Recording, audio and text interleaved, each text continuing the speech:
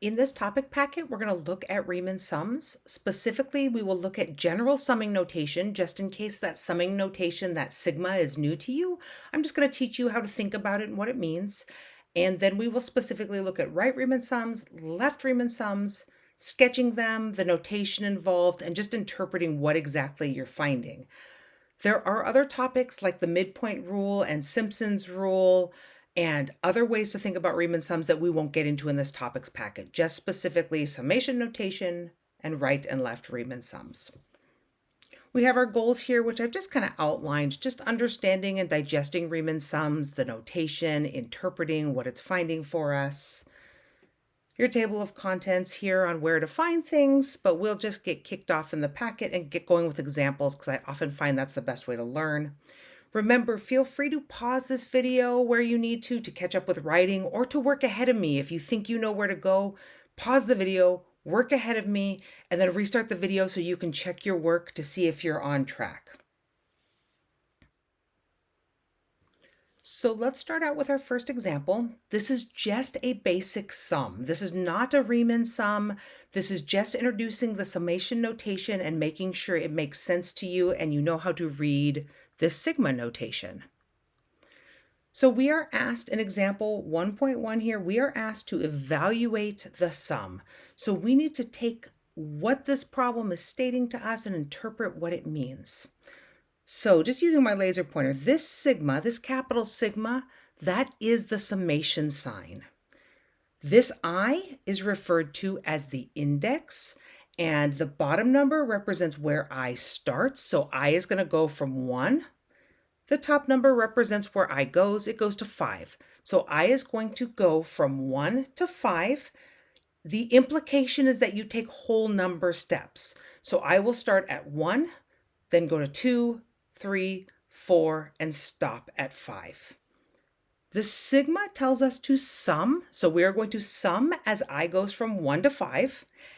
And then over what's written here inside, kind of inside that summation, is what we are going to sum. There's a formula here. And this is just a random formula I made up. This formula could look like anything. Think of it as like a function, something to compute. So this sum asks us to sum up this given formula as I goes from 1 to 5. So I'm going to just get started off to the side getting that calculated. I'm going to rewrite the problem, as I often find rewriting is the best way to just ingrain in your mind what you are doing. Now notice I wrote it without parentheses. That happens sometimes if there's only one thing in there, you're summing like one expression. So having parentheses there or not having parentheses there is something you might see in different problems. So what we need to do is we need to start I at the number 1. I am going to plug in I equals 1 to everywhere in my formula that I see an I. So anywhere there's an I, I'm going to plug in I as 1.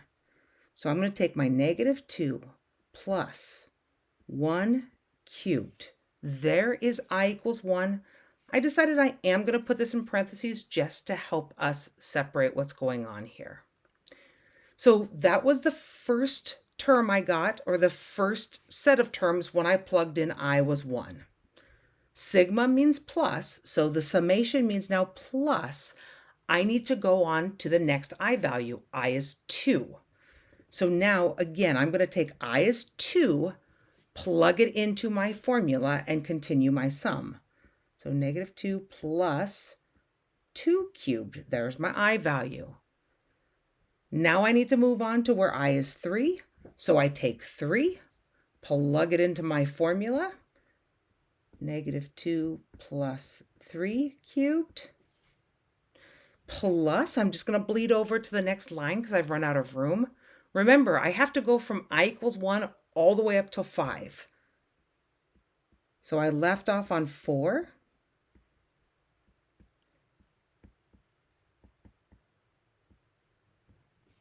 And then I ended at 5. So notice how I have this function, this equation here is evaluated 1, 2, 3, 4, 5 times to represent I starting at 1 and going to 5.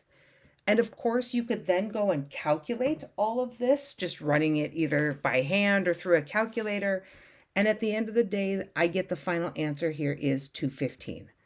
And all I've done is I've just taken all of these numbers, cubed them, and added them up. So final answer for this summation is 215. You could even label it up top. This summation equals 215 after I've shown all my scratch work. Let's just do another just for practice. Again, this would be a great time to pause the video, try to work ahead of me, and then see if you can calculate the sum with no issues. So once again, we are summing I goes from 1 to 4, and then here is the formula inside that we are going to sum. And as I stated before, the more practice I get writing, just the more confident I feel in what I'm doing. So I rewrite the problem. And now I need to plug in I as 1. So I take 2 times 1 plus 1, right? All I've done is followed this formula there and plugged in I as 1. Now I needs to scroll. I goes from 1 to 4 and goes by single steps. So now plug in I as 2 to the same formula, plus, right? The summation, the sigma means plus. Now plug in I as 3. Then I'll bleed over to the next line, and now you're going to plug in I is 4. Then you just have to go about cleaning all that up, and you have found the solution or the final answer to this sum. I get a number of 24. So hopefully if you sum all that up, we should match numbers there. Let's move on to our next page here. So we just practiced some basic summing notations and just getting used to that sigma. And now we're going to dive right into the right Riemann sums. So a right Riemann sum, sometimes you see this abbreviated in context of RRS, approximates the area under a curve. So under a curve is a little bit vague, but it is the terminology that most classes use. So I want to clarify what it means, area under a curve, because under is not always the appropriate word. What a Riemann sum calculates is the area trapped between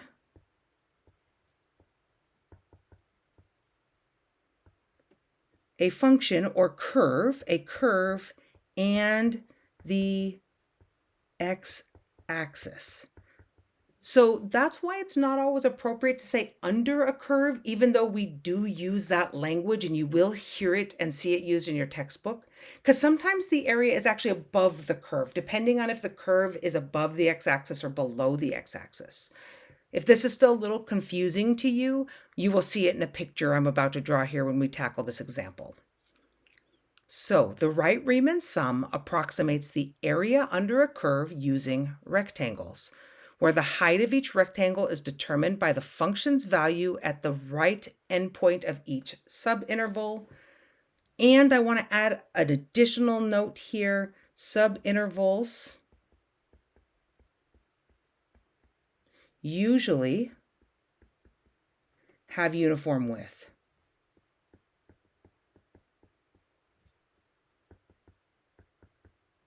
So usually the subintervals have the same width because we're just trying to maintain a certain pattern here. So we'll get into what that means when we tackle our example. Looking at example 2.1, our right Riemann sum. So consider the function f of x equals x squared minus 4x. So hopefully that's a function we're familiar with. That's a quadratic, so it's some sort of parabola. We are looking at it on a given interval, and we are told that we're going to use 8 rectangles. So first thing that we're asked to do, and we'll do this in parts, the first thing we're asked to do is sketch the right Riemann sum for the function on that interval with 8 rectangles. Before I do anything, I like to calculate the width. Calculate the width of each subinterval.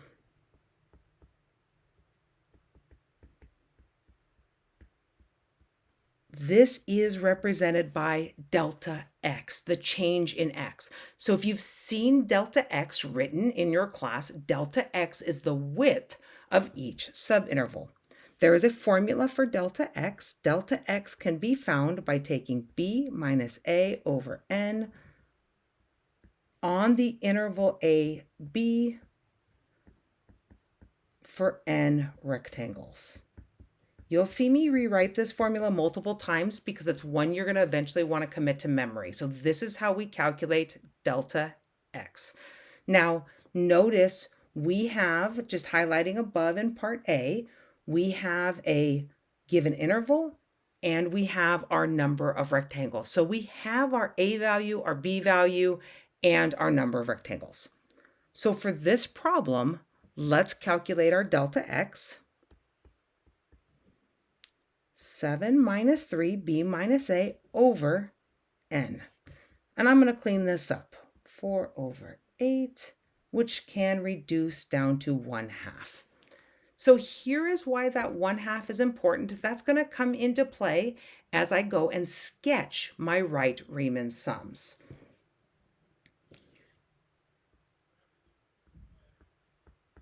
Now to do this sketch, you're gonna need a sketch of f of x on the interval. You can make that sketch by hand, depending on what your teacher or class wants. I'm gonna use a sketch that I created in Desmos. So just to show you how to create your own rectangles on a nicer looking graph. So you'll see here that I just have a sketch of the function from Desmos, not the sketch of the Riemann sums. That we're going to do by hand. But this equation here that I have graphed is just f of x equals x squared minus 4x, just to save us a little time. If your teacher required you to sketch this by hand, then you would have to know from previous knowledge and experience how to sketch that function. It does continue on forever with little arrowheads. It is a parabola, but we're going to only stay localized to the area we're focused on. So let me, over on the left-hand side, I'm going to summarize what we're finding, just because it's no longer on the screen. We're finding right Riemann sum on the interval 3 to 7 with n equals 8. N is the number of rectangles we're going to draw. And then we calculated delta x equaled 1/2. We already found that. So all of this information is stuff that we need to now go and create our right Riemann sums. I am going to draw Riemann sums in pink. So hopefully pink is a good color for you to see. I just want it to pop on the page. I'm going to have to zoom in here and start drawing our Riemann sums. So the first thing I do is zoom in on my picture and just kind of make note. I'm going from 3 to 7, right? That's the interval in question. So I'm going to eventually go from 3 to 7. I'm going to take those marks off so I don't confuse them. Now, I also know my delta x is 1/2. Delta x is the width of each rectangle. So what I'm going to do is I'm going to start at 3. And then I'm going to go put tick marks every half a step. So no matter what delta x is, that's the amount I'm going to move over. So move over 1 delta x, half a step, 2 delta x, keep moving over, half a step, half a step. I'm just putting in my little tick marks so I know where my rectangles are going to be drawn. So my first rectangle, I'm going to draw in my laser pointer here that's going to disappear. My first rectangle goes between the first 2 grid marks, the first 2 tick marks. So my first rectangle is going to go between those 2 tick marks. The way I draw my rectangle is between those 2 tick marks, I go to the right corner because it is a right Riemann sum. Now, from that right corner, I follow wherever the graph is located. If the graph's located up, I'm going to draw up to the graph. If the graph's located down, I'm going to draw down to the graph. I'm going to draw it in my laser pointer the first time, so maybe just watch to see it. It's going to disappear, but then I'm going to go put it in again with my marker. So first rectangle, go to the right corner, draw down to the function until you hit the function, then continue over to square off your rectangle and back up to your first tick mark. That's what your first Riemann sum looks like. Let me do it again with my laser pointer and then I'll draw it in with pen.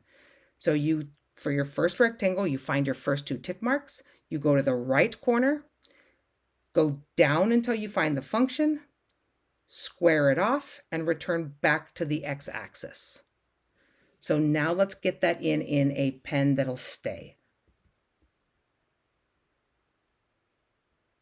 So go to the rightmost tick mark, go down to the function, square it off to make a rectangle, and then go back up to the axis. And this is the area to shade inside that rectangle. Now we need to move over and make the second rectangle. So we've made the first rectangle. Remember, we have to make 8 of them. So what you do, again, I'm going to get my laser pointer out, is look at the next 2 tick marks, go to the right corner, find the function, this is kind of weird. The function happens to be located on the axis. So you find the function, you square it off, return to the x-axis, but there's nowhere to return to because there was no movement. So this is a good example, but kind of a bizarre one to see. Go to the right corner, find the function, we're already on it, square it off, and then return to the axis. There's no one to return to. We would shade that, but notice that's just a line on the axis. There's nothing to shade. There's nothing home there, no area there. Okay, keep going. We're going to make the next rectangle. Look at your next 2 tick marks. Go to the rightmost corner, go up to the function, square it off, and return back down to the axis. So let's do it with the pen now. Rightmost corner, up to the function, square it off, back to the axis, and then you just shade in the area that's trapped between that rectangle and the x-axis. So keep going now. I'm going to move over to my next set of tick marks. I grab the rightmost corner because this is a right Riemann sum. Go find the function, square it off, and return to the axis. Shade in your rectangle. Keep going. After a while, you should find that this is a little bit tedious, but that's a good place to be. That means you're understanding. Rightmost corner, all the way up to the function, square it off, and then return to the axis. Shade in your rectangle. Keep going. My lines aren't perfectly straight. They should be straight. We should be making perfect looking rectangles, but sketching, that's hard to do.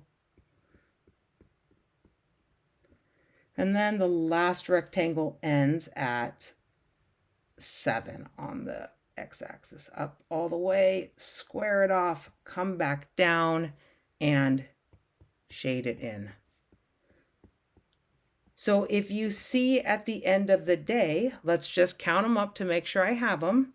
I'm going to do it in a different color here. Let me grab maybe a green that'll stand out. I have 1 rectangle, 2 rectangles, 3, 4, 5, 6, 7, 8 rectangles. That's what I was asked to create. Notice one of the rectangles is below the curve because that's where the function was. That's okay. This is an example of how to sketch a right Riemann sum with the given parameters that we had for that question in part A.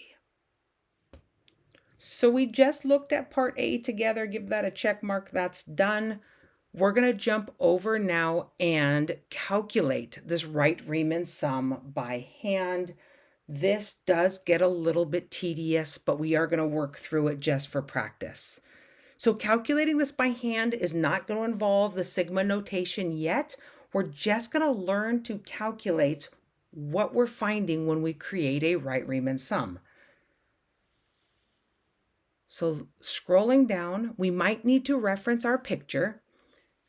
Our job is to calculate this right Riemann sum by hand. So our right Riemann sum is going to equal. Now, here's what we're doing. We are going to take the area of rectangle 1, that's what I'm just going to draw it there, call it that, plus the area of rectangle 2, plus all the way until we add the area of rectangle 8. We need to find the areas for all of those rectangles and add them up. It's a little bit of a pain. 8's kind of a large number of rectangles to do by hand, but it's a good thing to go about doing. So how do we find this? Well, very carefully, first of all, our right Riemann sum. Let's go up to rectangle 1. I'm going to just highlight rectangle 1 with my highlighter. I'll get in my green highlighter. I need to find the area of that rectangle. I'm going to redraw that again. Rectangle 1 up on my picture. I need to find the area of that rectangle. The area is the height times the width, right? Area is length times width, or height times width. And how do I find the height? Well, I could look at my rectangle 1. I'm going to kind of zoom in on it here. Rectangle 1. I could try to find it by estimating it on the y-axis, but I want to find it a little bit better than that. I want to find it more accurately.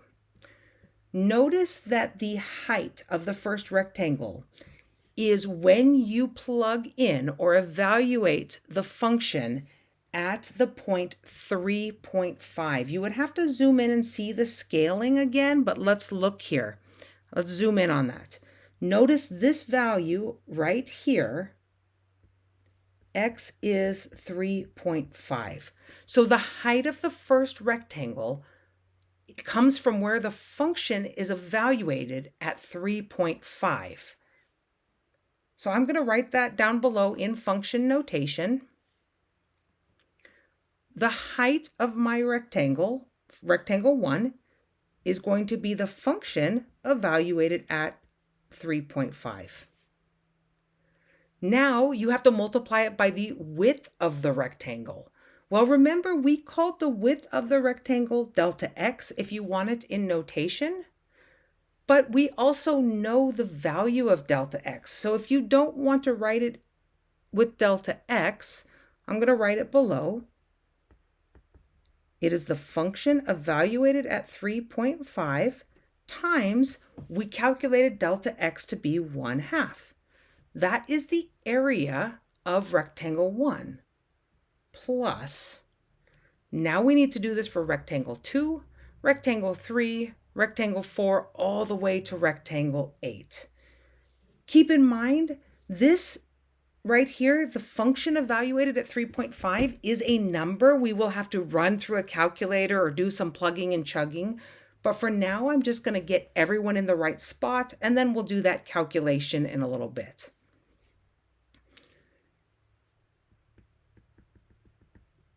So when I go to rectangle 2, I need to go to rectangle 2 and look at where does the height of this rectangle come from?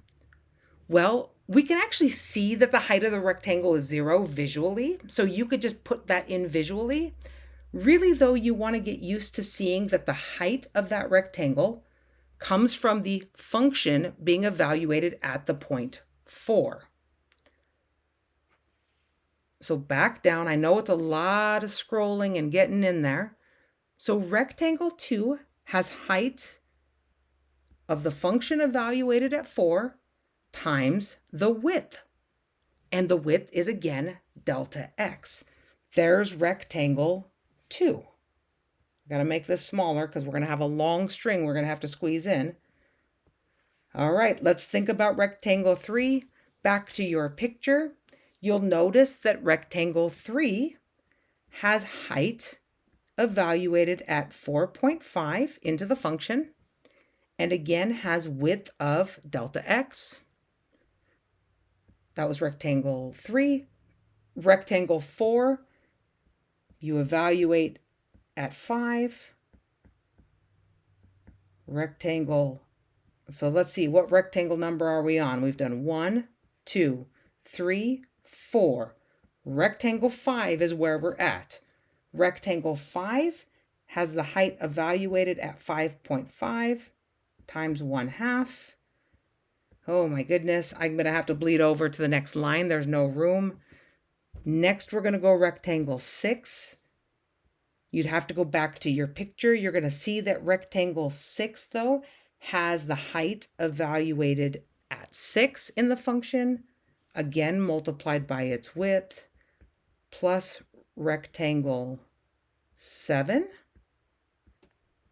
times its width, the height of rectangle 7 plus its width, plus the height of rectangle 8 times its width. So all we're doing is summing up the area of rectangles.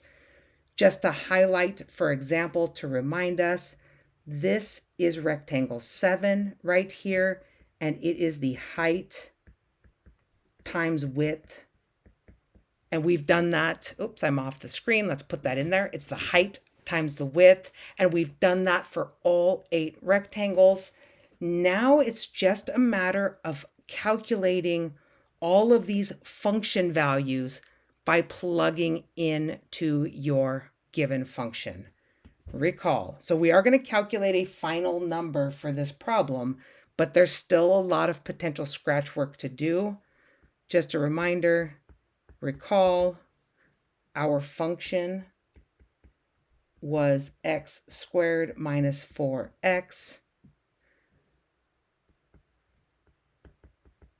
To find f of 3.5, you would need to calculate 3.5 squared minus 4 times 3.5 and get a value for that.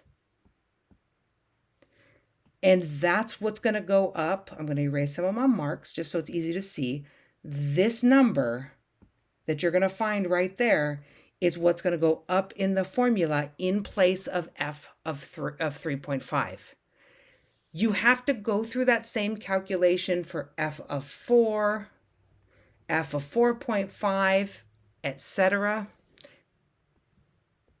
And then you have to just simplify all that algebra. I'm not going to spend time on this video showing you how to plug in numbers. I assume you can do that.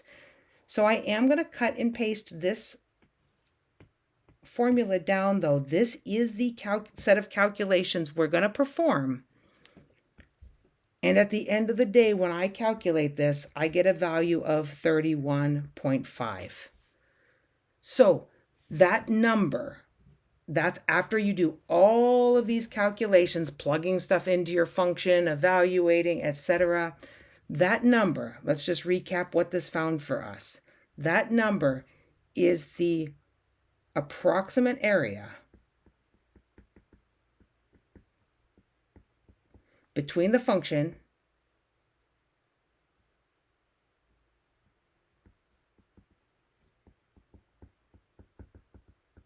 and the x-axis.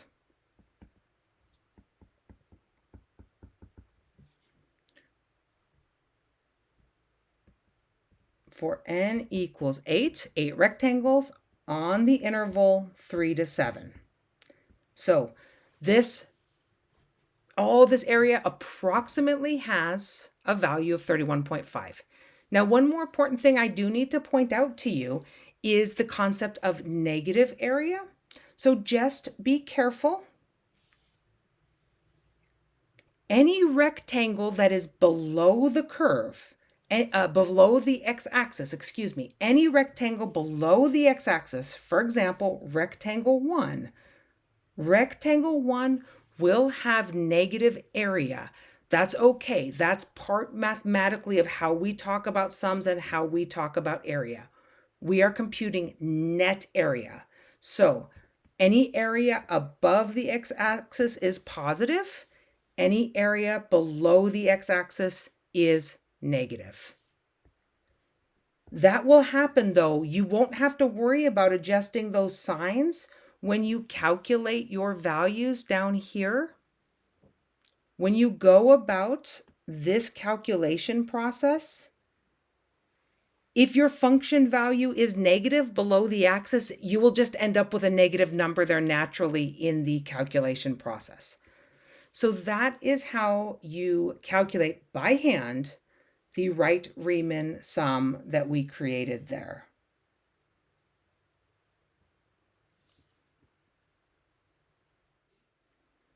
So we've just now completed part B together. Check it off, and we're going to take a look back at part C.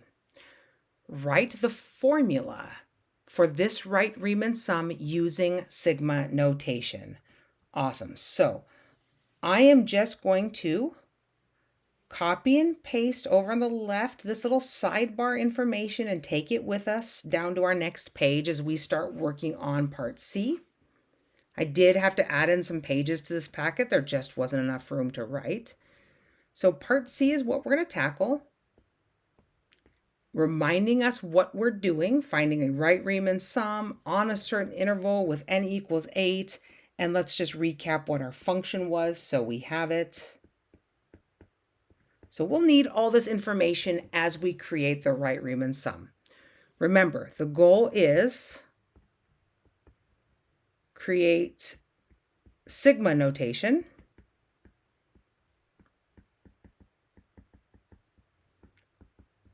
for this right Riemann sum. Okay, so before we do that, I want to give us the general formula for right Riemann sum notation. So the general formula for right Riemann sum notation, we're going to say for n rectangles on the interval a to b. So here's what that general formula looks like. We call it R for right Riemann sum. So R for right, sub n, n will represent the number of rectangles.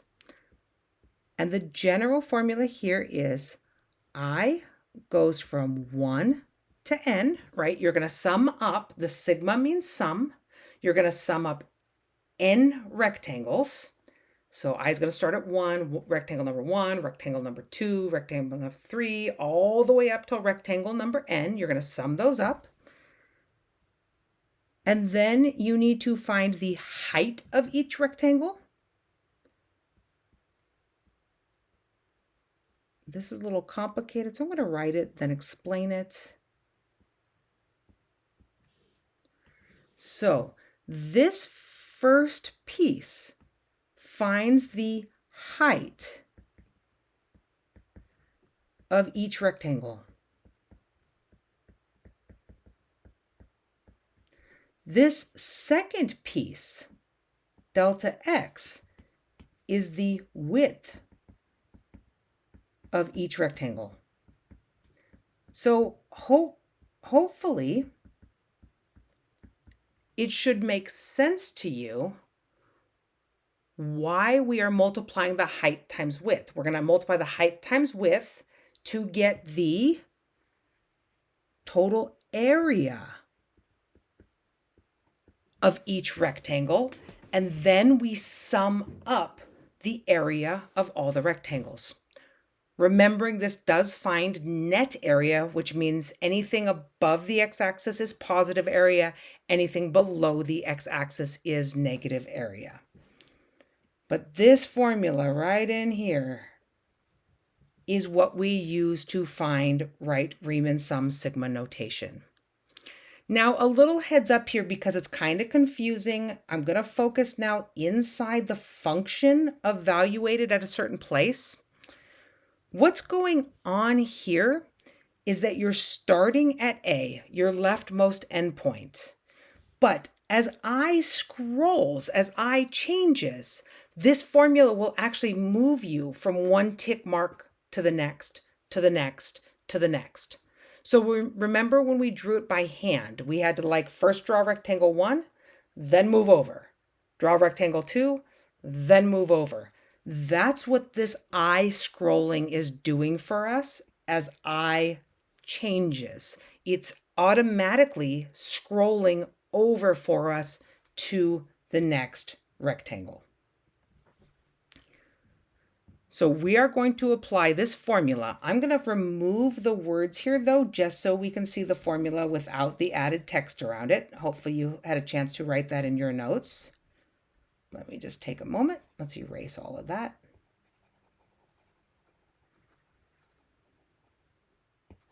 And we're going to apply this formula to our specific problem because this is just the general formula.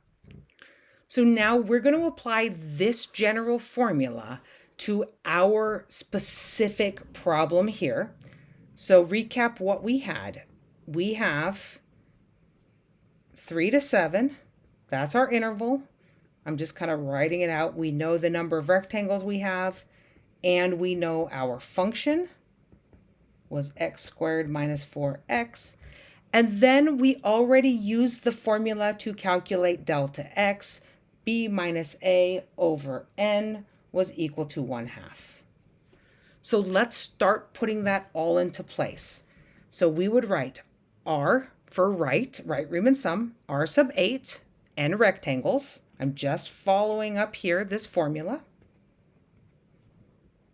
We will sum, I goes from 1 to n, but our n value is 8. Going to move this down a little bit. I'm going to leave the function as f for right now. We'll do one extra step after this. The function evaluated, again, still kind of following up here in the formula, a plus I delta x. So my a, remember I have a and b up above in my interval. My a is 3 plus I stays as I, and delta x gets plugged in, times delta x on the outside. Remember what we're finding here. This will be the height of each rectangle, and this will be the width. The height times width will give us the area. Now we need to actually, though, do a little bit more work with that f of, because that's for just a function f. We want to apply this to our specific function f. Not too bad to do, though, now that we have the setup.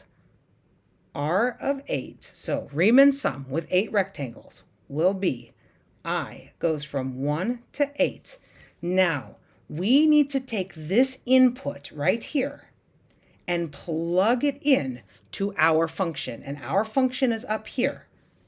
So everywhere you see an x in our function, we're going to plug in that input value. I'll show you as I write it. So everywhere I see an x in my function, I'm going to replace the x with 3 plus I times the delta x squared minus 4 times, plug in the new input, and close that off with a big set of parentheses. Just to highlight one more time, this f of became that part of the term, and then outside is times delta x again, and all that was carrying down that delta x term. Right? This part right in here came from evaluating our function at that crazy input point. So erasing all the final marks and boxing our final answer, we have it. This is the right Riemann sum notation for the question in hand. So let's take a moment and do a left Riemann sum. The problem's going to be very similar to the other problem we just did, but before we did a right Riemann sum, so now we'll just take the perspective of a left Riemann sum. Again, the left Riemann sum, approximated by that LRS, left Riemann sum, approximates the area under the curve, but remember we talked about under the curve means trapped between the curve and the x-axis. The height of the rectangles are determined by the function's value at the left endpoint of each subinterval. Keep in mind, again, any rectangles below the x-axis will naturally have area negative. any rectangles above the x-axis will naturally have area positive. So if you'll notice in the example 3.1, I kept the same function. So consider the function, that parabola again, but I did change the interval and the number of rectangles just to practice something a little new. Same function though, different interval, different number of rectangles. So let's just organize before we sketch. So part A, we know the number of rectangles equals 5. We know our interval is 1 to 6. Remember, this is your A value, this is your B value. We know we are doing a left Riemann sum, and we know our function formula. From there, I'd like to calculate delta x. Remember, delta x is going to be the width of each rectangle, and that's basically just splicing. All we're going to do is splice the interval into 5 rectangles. I can do that by calculating b minus a over n. b minus a over n results here in a very nice delta x of 1. So the width of each of our rectangles, that's what delta x is. This is the width of each rectangle. And that value is just 1. So now, with all that information, we're going to sketch again. But once again, this is that same function f of x. I am just going to load in the Desmos sketch just to make it a little bit cleaner. So give me a moment to get this organized here on our page, and then we'll jump right in and get our rectangles drawn.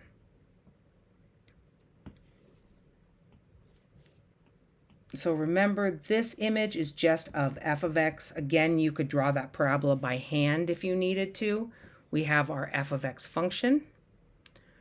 Remembering in this problem, we are going from 1 to 6. And we already found delta x equals 1. It's a left Riemann sum. We're going from 1 to 6. Just kind of on the side note up there, putting in my information. So before I get started with my Riemann sums, I go in and put in all of my tick marks. Remember, delta x equals 1. So you start at your rightmost tick mark. Excuse me, I said the wrong direction. Start at your leftmost tick mark and move over by 1 step until you reach the far end point. Get your tick marks in. So move over by 1, move over by 1. The reason I move by 1 is because delta x is 1.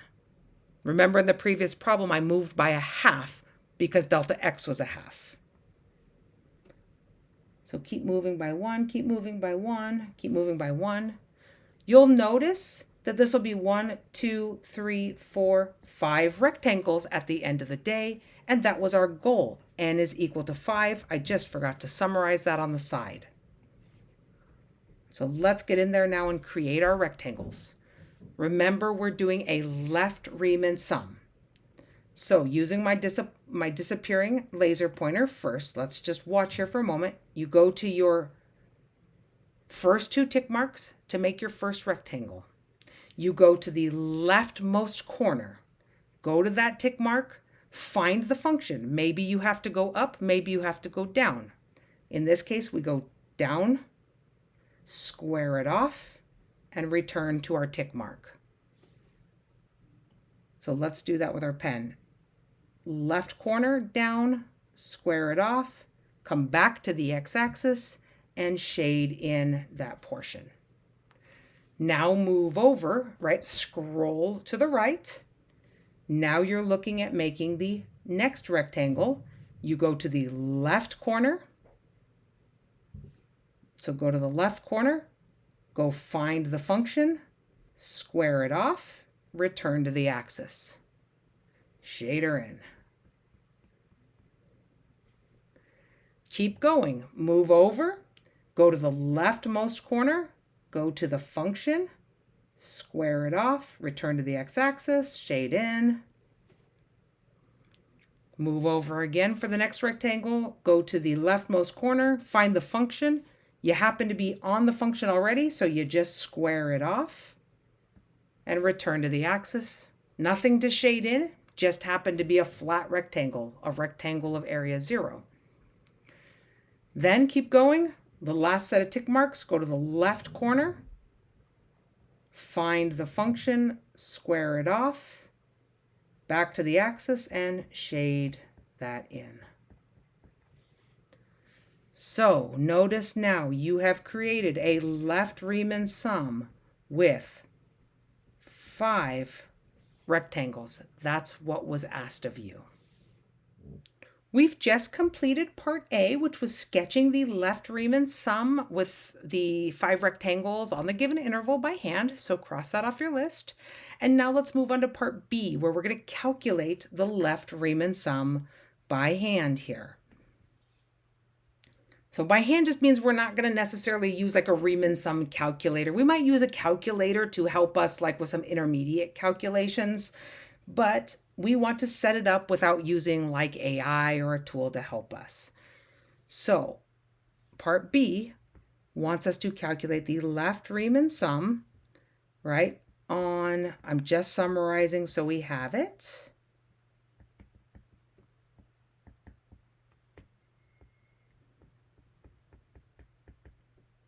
And our function was x squared minus 4x. Perfect. Okay, so just summarizing what we're looking for.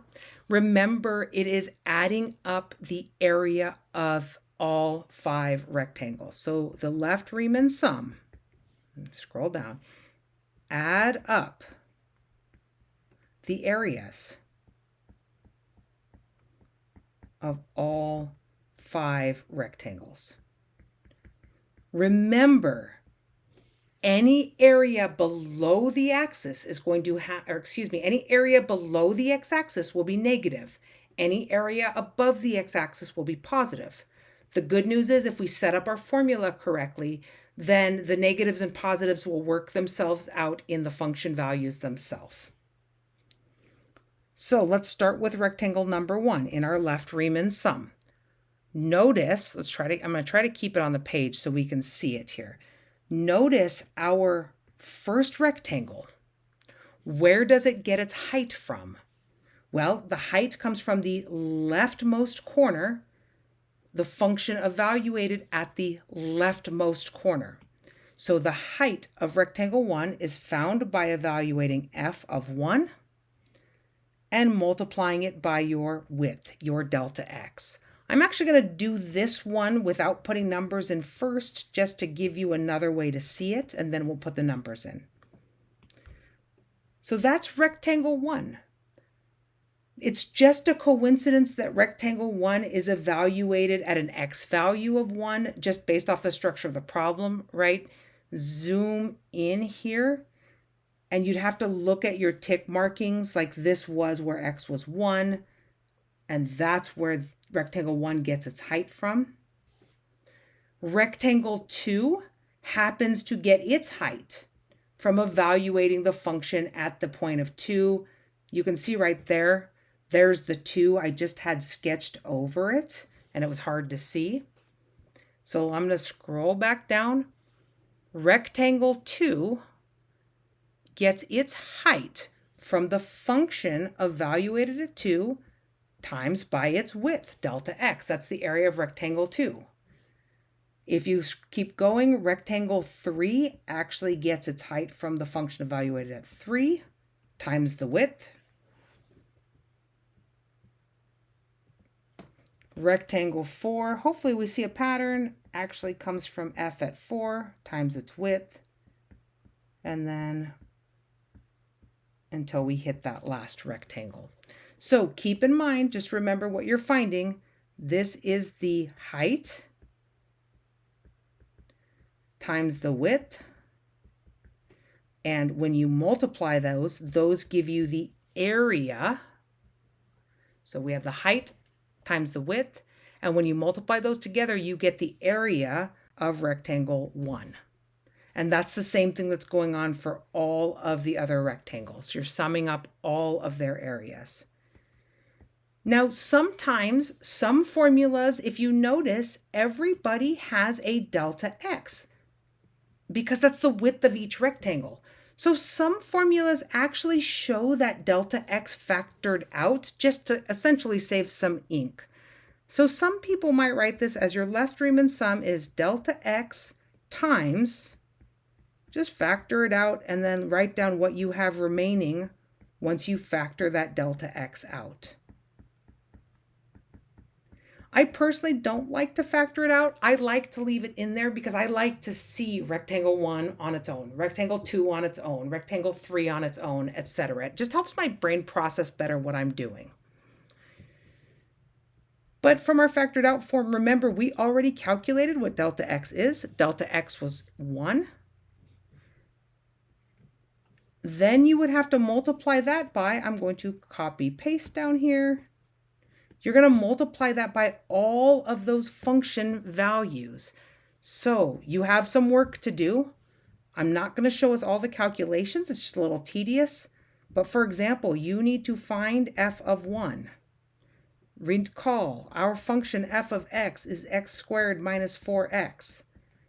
So when you plug 1 into that function, you get 1 squared minus 4 times 1. This is a value of -3. You need to go through now, so summarizing that, we will have the left Riemann sum equals 1, because that's our delta x, times -3 plus, right? -3 was this first value, plus. Now you need to go find the second value, third value, fourth value, fifth value. Go find those. Some of them might be negative numbers.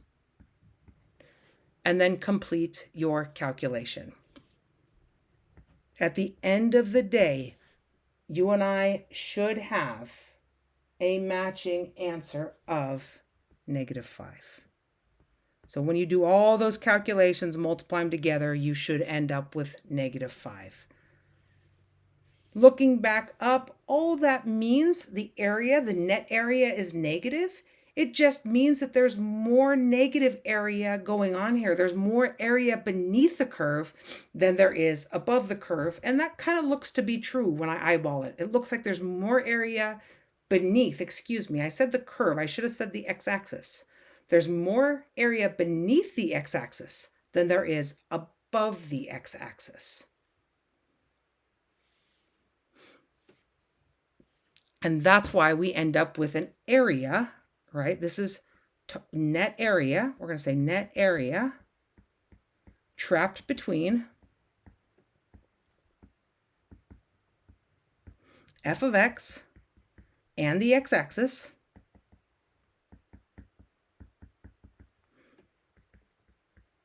from 1 to 6 using, I'm going to say L5, L sub 5, the left Riemann sum with 5 rectangles. That's what we found.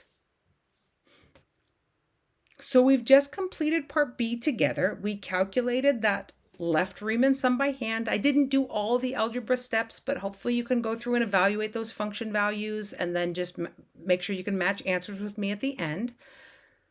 Now we're going to look at part C. We're going to look at writing in the left Riemann sum sigma notation.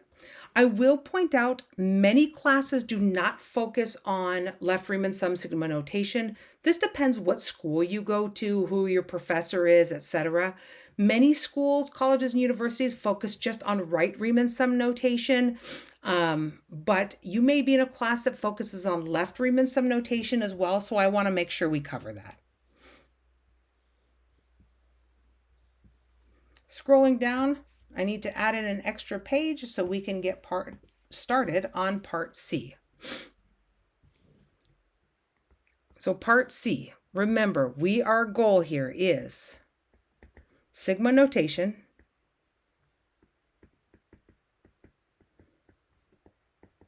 for a left Riemann sum. N was 5. We had an interval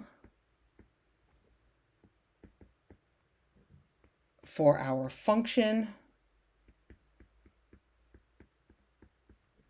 and we found our delta x. So I'm just summarizing everything we've already found. We're eventually going to need to use that.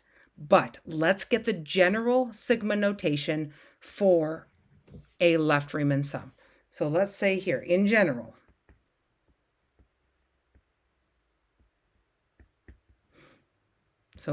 for a left Riemann sum, L sub n, for n rectangles, what we do, I starts from 1 and goes to n. That's the number of rectangles we're going to sum up.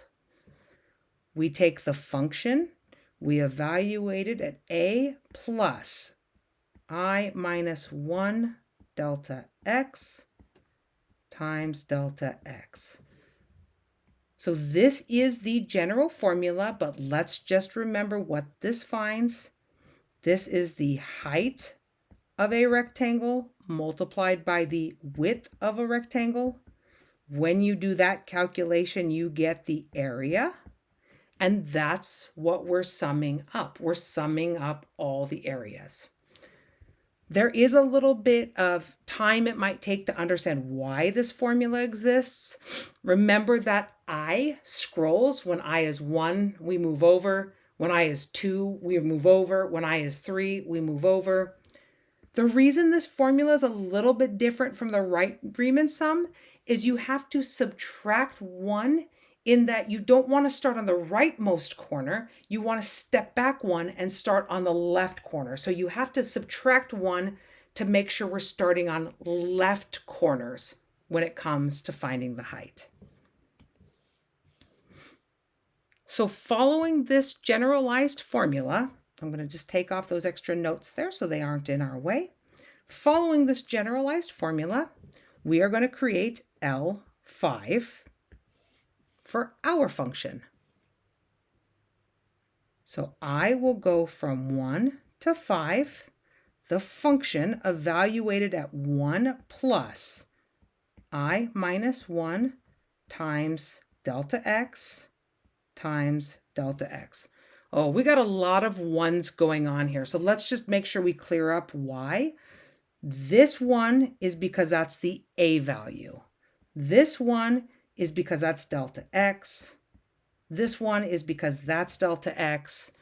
And this one here is part of the formula.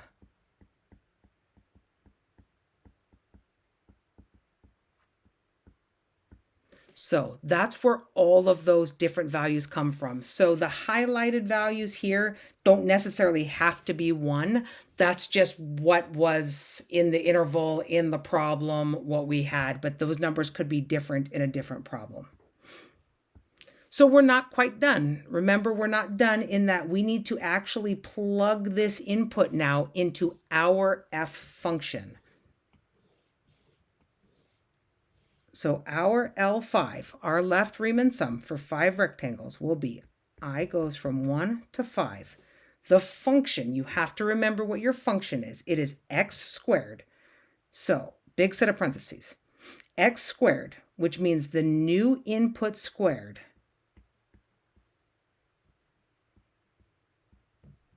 X squared minus 4 times the new input.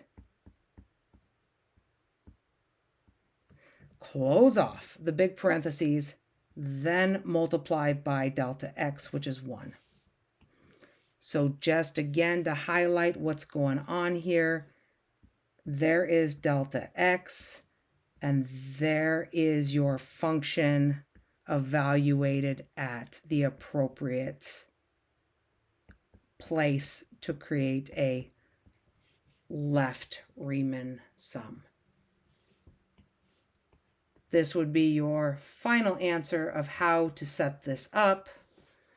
You have an L5. Sometimes you're going to be given a Riemann sum. Maybe they'll even give it to you in sigma notation already, and you'll just be asked to expand it to calculate it. So you won't necessarily be asked to graph it or sketch it or draw the rectangles. You might just need to put your items into the appropriate place.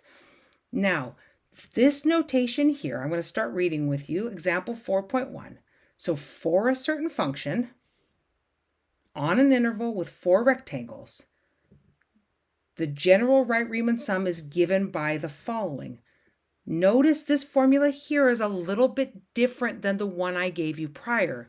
That's because this formula doesn't tell you what your input is. It just uses x sub I, essentially meaning use the appropriate x value, use the appropriate input value.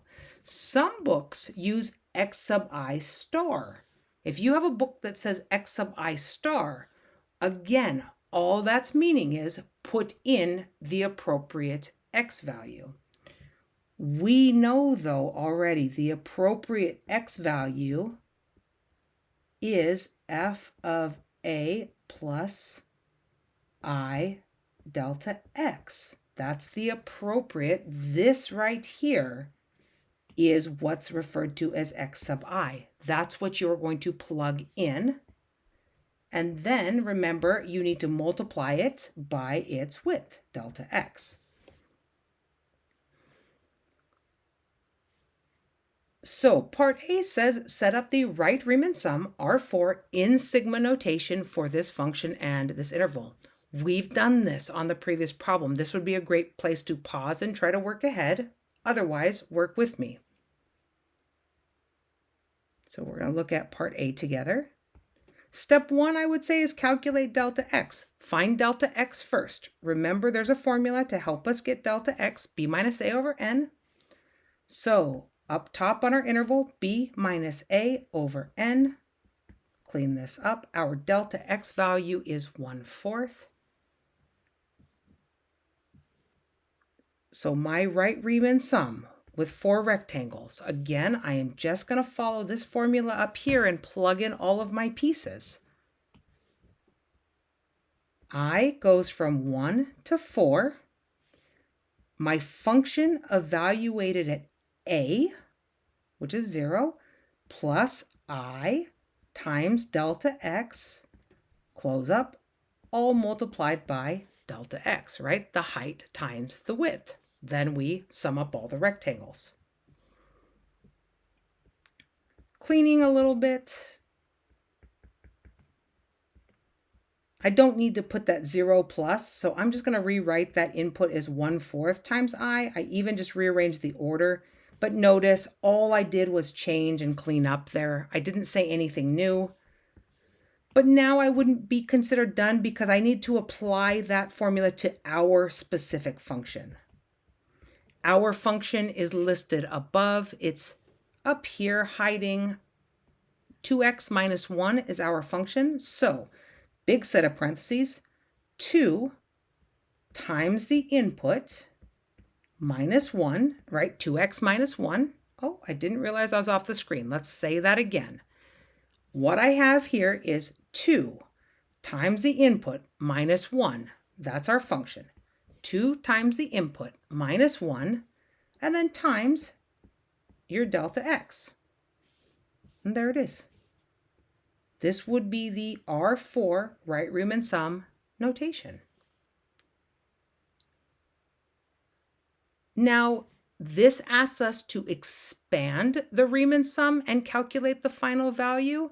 So I'm just going to show us what it means to expand this. Part B is telling us to expand. All that means is write out the terms of the sum. So let me copy and bring our sum down. Let's write out the terms of this sum. So I starts at 1. Plug 1 into that formula. 2 times 1/4 times 1 minus 1, close it up, times 1/4. That's what you get when you plug 1 in to the formula. However, we're not done, right? I goes from 1 to 4, so we need to scroll. That's when I was 1, plus now plug in when I is 2.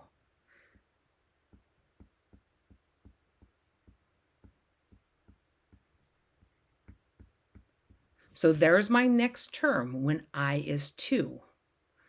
Plus, plug in when I is 3.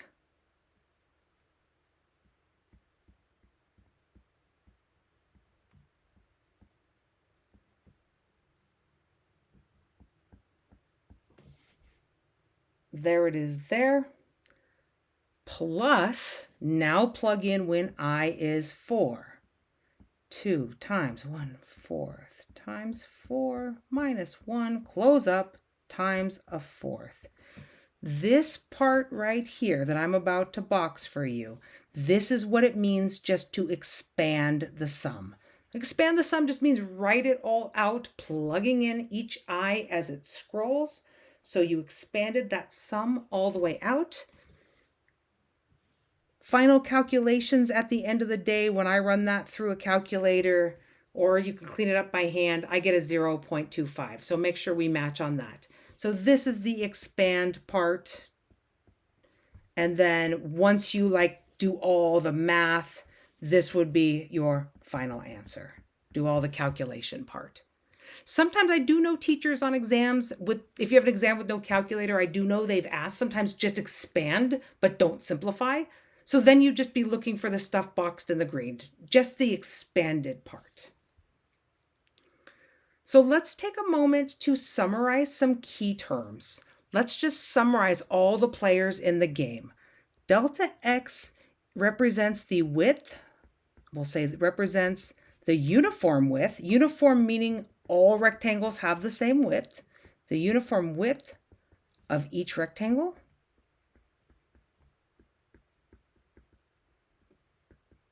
The formula for delta X is B minus A over N. Now, let's just define those other terms. So there we go. That's what delta X is. Looking down, what is N? N represents the number of rectangles. Don't need to make that more complicated. That's what our N represents. The A value is the left endpoint of the given interval.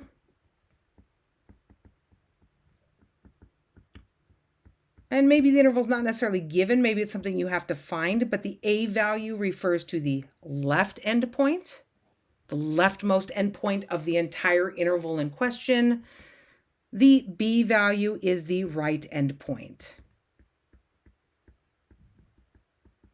of the interval in question.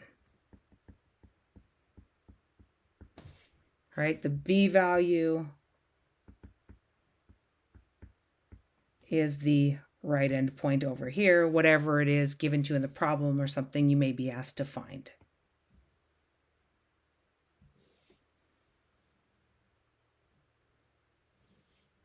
Rn stands for Right Riemann Sum. So I'm going to write Right Riemann Sum, just abbreviate, the Right Riemann Sum for n rectangles. And your generalized formula for Rn, we already wrote it before, but writing will help it sink in.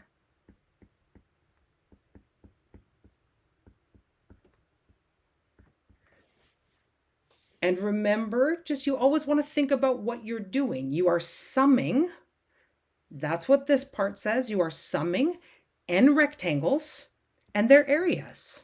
This inside here is the area formula for each rectangle, the height times the width.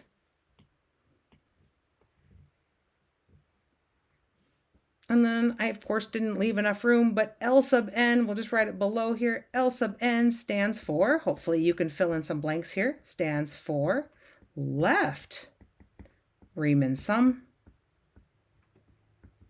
for n rectangles. And our generalized formula is very similar to the Right Riemann Sum, with one minor adjustment.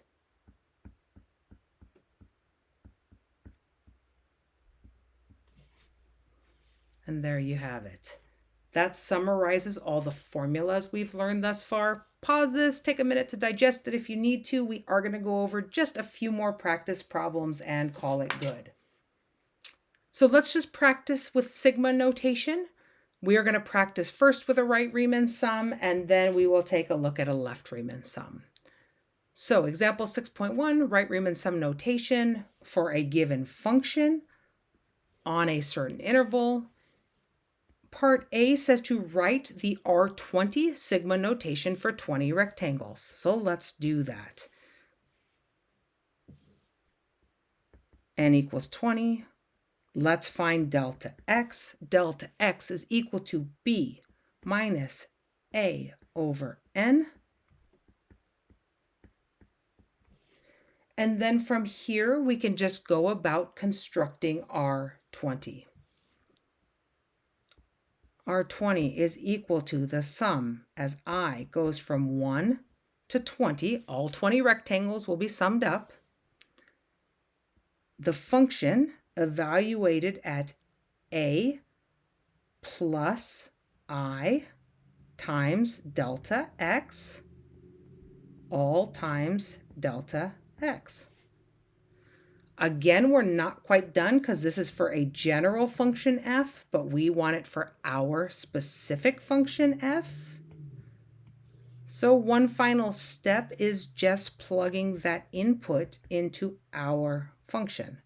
I goes from 1 to 20 of, big parentheses, negative 6, the input squared, plus 2, close it up, times delta x, right? Remember, all that's going on here is negative 6x squared plus 2. That's our original equation up there, but instead of putting x into the formula, you're putting in that new input value that will allow the summation to scroll from one rectangle to the next for you automatically.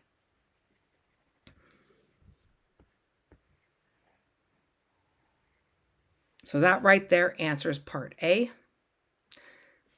Look back at part B. Part B asks you to write the general Rn formula for n rectangles for this specific function. So let's just be more clear for this situation. It's not just asking you to regurgitate the formula. It's saying for this specific situation, write the formula for Rn.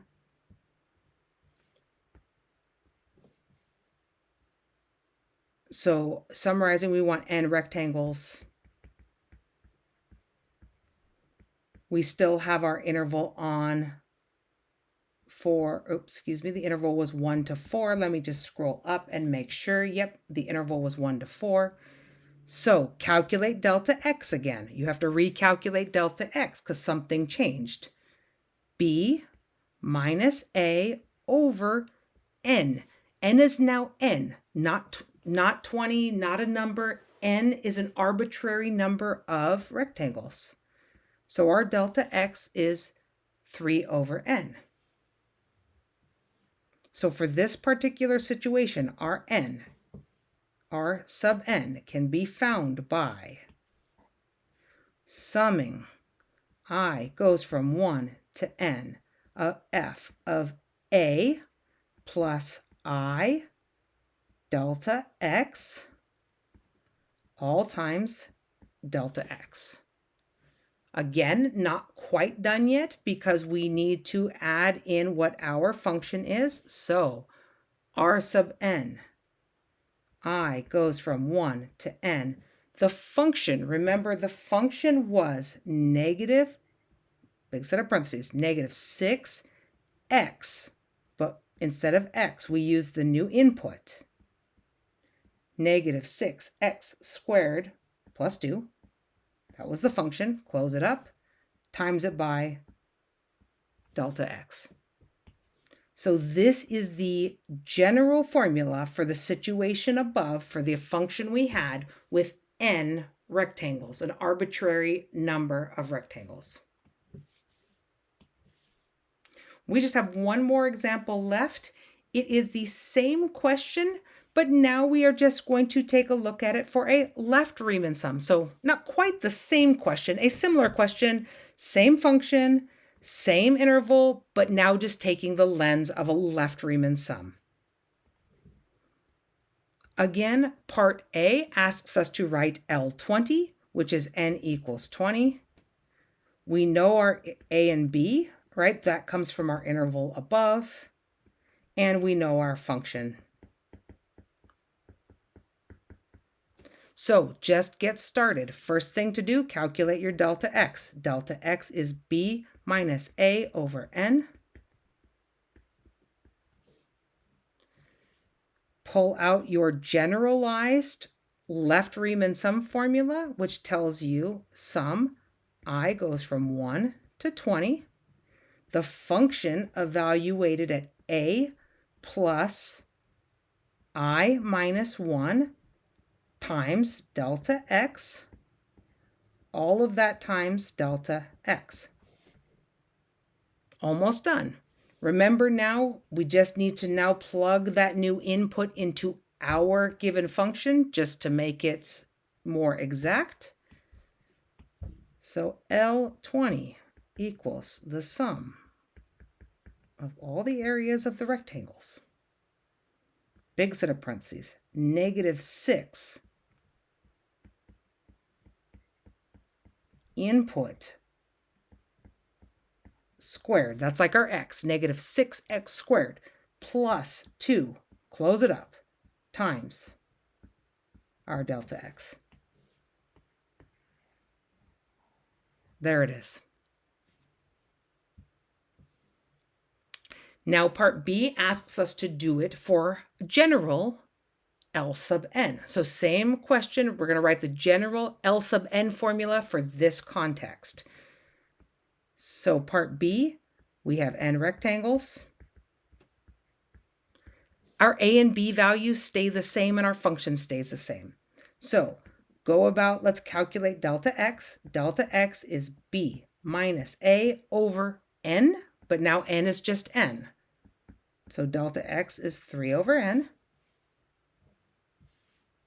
And then we can get started. L sub n equals the sum as I goes from 1 to n, the function evaluated at a plus, since it's a left Riemann sum, we go I minus 1 times delta x, all times delta x on the outside there. And then we just need to evaluate, right? This is the new x that goes into our function. That's the new input. So L sub n equals the sum.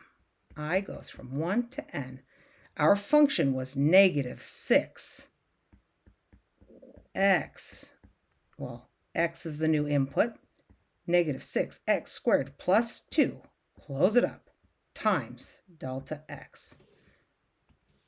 This is your final answer for how you would write the left Riemann sum for n rectangles on the given interval from 1 to 4 of this specific function. And that wraps up our overview, a pretty thorough overview of left Riemann sum, right Riemann sums, and summations in general.